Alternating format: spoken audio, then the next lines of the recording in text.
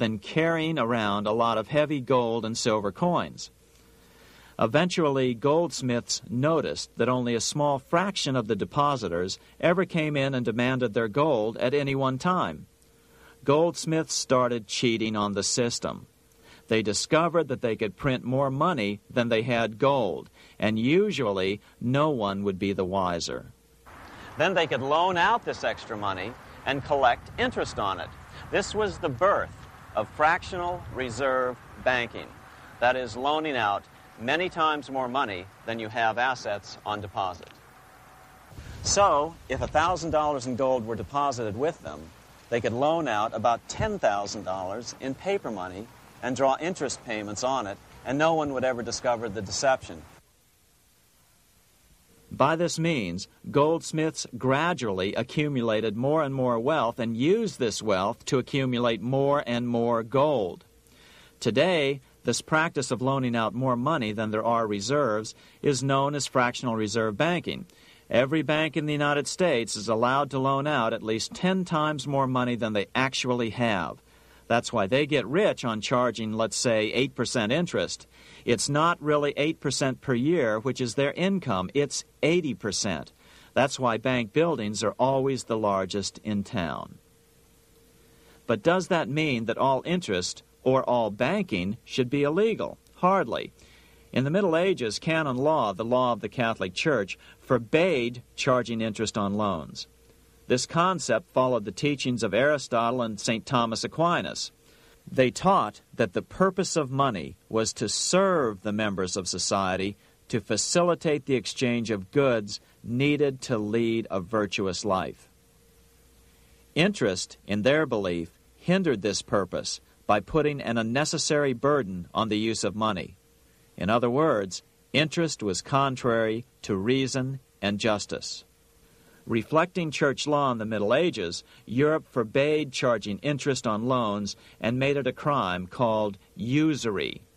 As commerce grew, and therefore opportunities for investment arose in the late Middle Ages, it came to be recognized that to loan money had a cost for the lender, both in risk and in lost opportunity. So some charges were allowed, but not interest per se. But all moralists, no matter what religion, condemn fraud, oppression of the poor, and injustice as clearly immoral. As we will see, fractional reserve lending is rooted in a fraud, results in widespread poverty, and reduces the value of everyone else's money. The ancient goldsmiths discovered that extra profits could be made by rowing the economy between easy money and tight money. When they made money easier to borrow, then the amount of money in circulation expanded. Money was plentiful. People took out more loans to expand their businesses. But then the money changers would tighten the money supply. They would make loans more difficult to get. What would happen? Just what happens today. A certain percentage of people could not repay their previous loans and could not take out new loans to repay the old ones. Therefore, they went bankrupt and had to sell their assets to the goldsmiths for pennies on the dollar. The same thing is still going on today. Only today, we call this rowing of the economy up and down the business cycle. Like Julius Caesar, King Henry I of England finally resolved to take the money power away from the goldsmiths about 1100 A.D. Henry could have used anything as money, seashells, feathers, or even yak dung, as is often done in remote Tibetan provinces. But he invented one of the most unusual money systems in history. It was called the tally stick system. Here I have one of the few surviving examples of this form of British money, which lasted 726 years until 1826, a tally stick.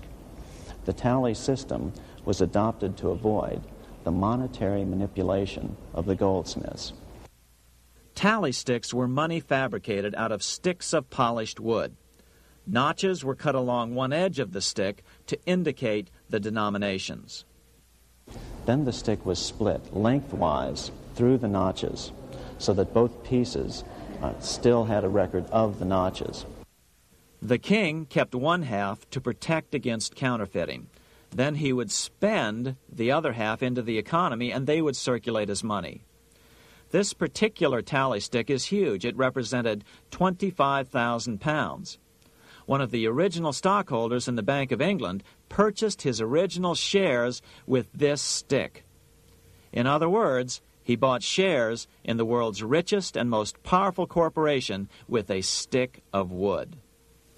It's ironic that after its formation in 1694, the Bank of England attacked the tally stick system because it was money outside the power of the money changers, just as King Henry had wanted it to be. Why do people accept sticks of wood for money? That's a great question. Throughout history, people traded anything they thought had value and used as money. You see, the secret is that money is only what people agree on to use as money. What's our paper money today? It's really just paper. But here's the trick. King Henry ordered that tally sticks had to be used to pay the king's taxes. This built-in demand for tally sticks immediately made them circulate and be accepted as money. And they worked well. In fact, no other form of money has worked so well for so long as tally sticks. Keep in mind, the British Empire was built under the tally stick system. The tally stick system succeeded despite the fact that the money changers constantly attacked it by offering the metal coin system as competition. In other words, metal coins never went completely out of circulation, but tally sticks hung on because they were good for the payment of taxes. Finally, in the 1500s, King Henry VIII relaxed the laws concerning usury, and the money changers wasted no time reasserting themselves. They quickly made their gold and silver money plentiful for a few decades. But when Queen Mary took the throne and tightened the usury laws again, the money changers renewed the hoarding of gold and silver coins, forcing the economy to plummet. When Queen Mary's sister, Queen Elizabeth I, took the throne, she was determined to regain control over English money. Her solution was to issue gold and silver coins from the public treasury and take the control over the money supply away from the money changers. Although control over money was not the only cause of the English Revolution in 1642, religious differences fueled the conflict. Monetary policy played a major role. Financed by the money changers, Oliver Cromwell finally overthrew King Charles, purged the Parliament, and put the king to death. The money changers were immediately allowed to consolidate their financial power. The result was that for the next 50 years, the money changers plunged Great Britain into a series of costly wars. They took over a square mile of property in the center of London, known as the City of London.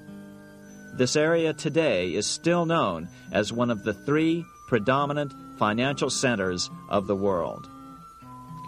Conflicts with the Stuart kings led the money changers in England to combine with those in the Netherlands to finance the invasion of William of Orange, who overthrew the Stuarts in 1688 and took the English throne.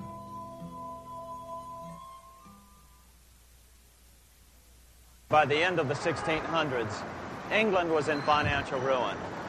50 years of more or less continuous wars with France and Holland had exhausted her. Frantic government officials met with the money changers to beg for the loans necessary to pursue their political purposes. The price was high: a government-sanctioned, privately owned bank which could issue money created out of nothing. It was to be the modern world's first privately owned central bank, the Bank of England. Although it was deceptively called the Bank of England to make the general population think it was part of the government, it was not. Like any other private corporation, the Bank of England sold shares to get started. The investors, whose names were never revealed, were supposed to put up £1.25 million British pounds in gold coin to buy their shares in the bank, but only £750,000 was ever received. Despite that, The bank was duly chartered in 1694 and started out in the business of loaning out several times the money it supposedly had in reserves, all at interest. In exchange, the new bank would loan British politicians as much of the new currency as they wanted, as long as they secured the debt by direct taxation of the British people. So, legalization of the Bank of England amounted to nothing less than legal counterfeiting of a national currency for private gain.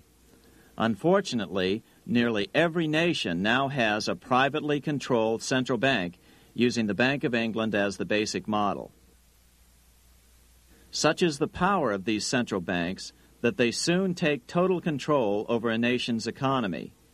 It soon amounts to nothing but a plutocracy ruled by the rich. It would be like putting control of the army in the hands of the mafia. The danger of tyranny would be extreme.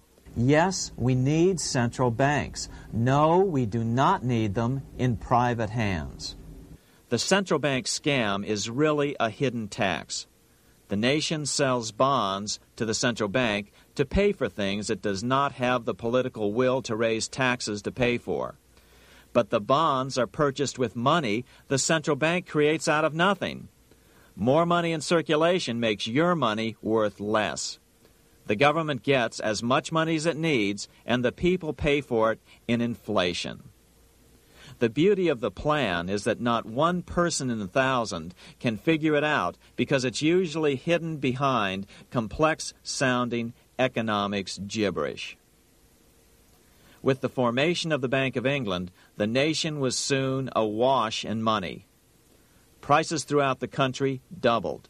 Massive loans were granted for just about any wild scheme. One venture proposed to drain the Red Sea to recover gold supposedly lost when the Egyptian army drowned pursuing Moses and the Israelites. By 1698, government debt grew from the initial £1.25 million to £16 million. Naturally, taxes were increased and then increased again to pay for all of this. With the British money supply firmly in their grip, the British economy began a wild roller coaster series of booms and depressions, exactly the sort of thing a central bank claims it is determined to prevent. There are two things which I think are intrinsic not just to the Bank of England but to central banking generally. The first is an involvement in the formulation of monetary policy with the specific objective of achieving monetary stability. However, since the Bank of England took control, the British pound has rarely been stable. Now let's take a look at the role of the Rothschild family, the family said to be the wealthiest in the world.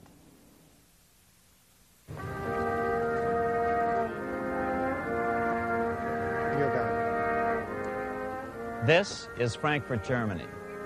50 years after the Bank of England opened its doors, a goldsmith named Amschel Moses Bauer opened a coin shop, a counting house, in 1743. And over the door he placed a sign depicting a Roman eagle on a red shield. The shop became known as the Red Shield Firm, or in German, Rothschild. When his son, Amschel Meyer Bauer, inherited the business, he decided to change his name to Rothschild. Amschel soon learned that loaning money to governments and kings was more profitable than loaning to private individuals. Not only were the loans bigger, but they were secured by the nation's taxes. Mayer Rothschild had 5 sons. He trained them all in the skills of money creation, then sent them out to the major capitals of Europe to open branch offices of the family banking business. His first son, Amschel Meyer, stayed in Frankfurt to mind the hometown bank. His second son, Solomon, was sent to Vienna. His third son, Nathan, was clearly the most clever. He was sent to London at age 21 in 1798, 100 years after the founding of the Bank of England. His fourth son, Karl, went to Naples, and his fifth son, Jacob, went to Paris. In 1785, Mayer Amschel moved his entire family to this larger house, a 5-story dwelling he shared with the Schiff family. This house was known as the Green Shield. The Rothschilds and the Schiffs would play a central role